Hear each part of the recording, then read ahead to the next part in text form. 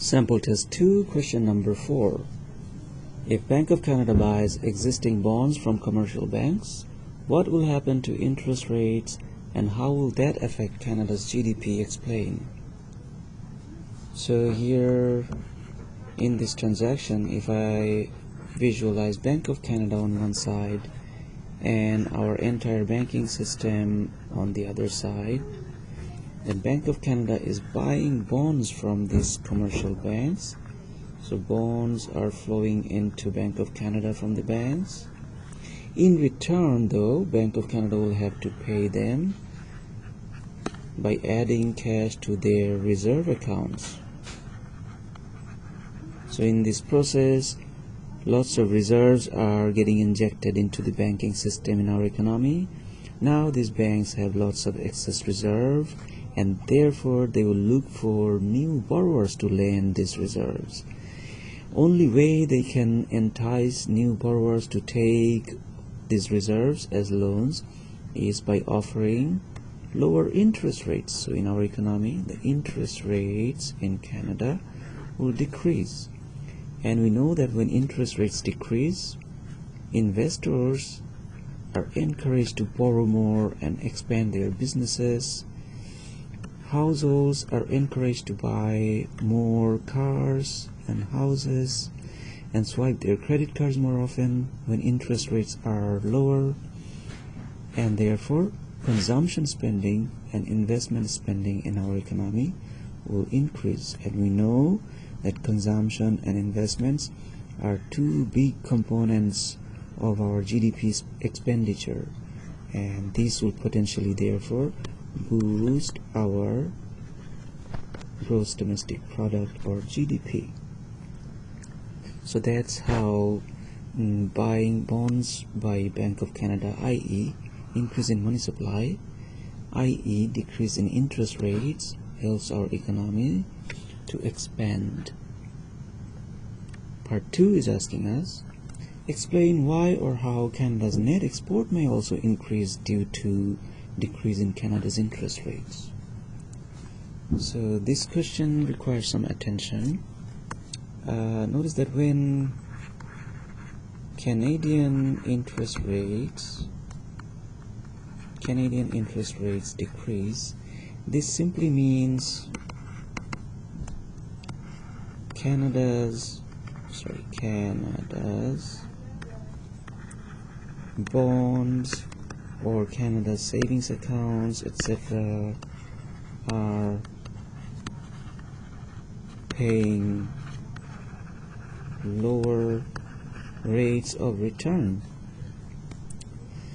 We know that we live in a global economy, and there are indeed hundreds and hundreds of global fund managers who are managing hundreds of millions of dollars, and they are looking around in every corner of the world and trying to find out where they should put their money so that their money can grow at a faster rate.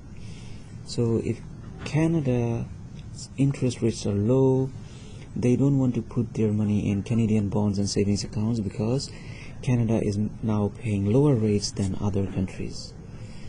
So Canadian investors and global investors, everybody will try to invest more in foreign countries' bonds and less in Canadian bonds.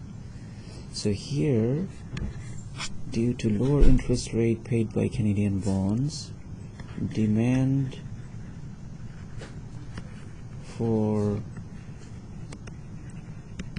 Canadian bonds and other interest rate earning assets will decrease.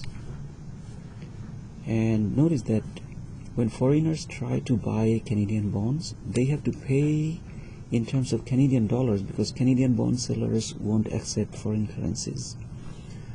Now, if foreigners want to buy less Canadian bonds, they will have to buy less Canadian dollars.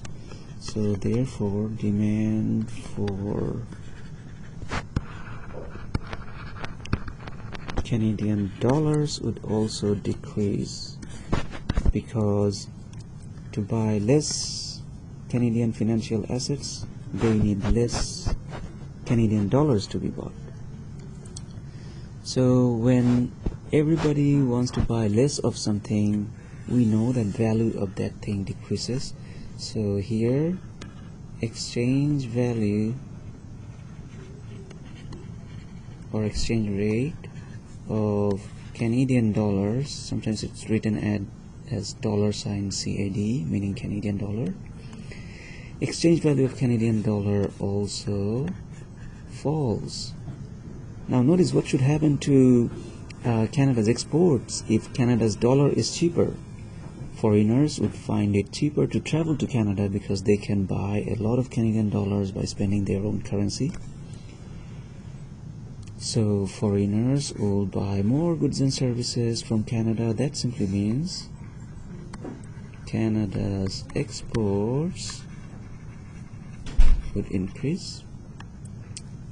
And notice that Canadians now will find it difficult to travel to foreign countries because Canadian dollar cannot buy a lot of foreign currencies anymore.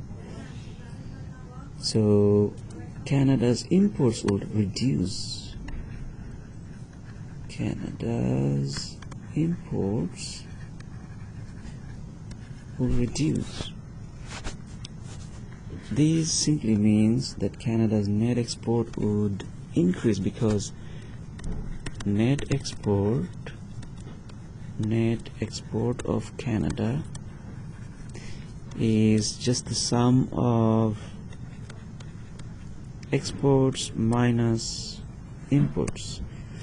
So if this negative guy imports is shrinking and if this positive value export is increasing, then net export is definitely going to increase.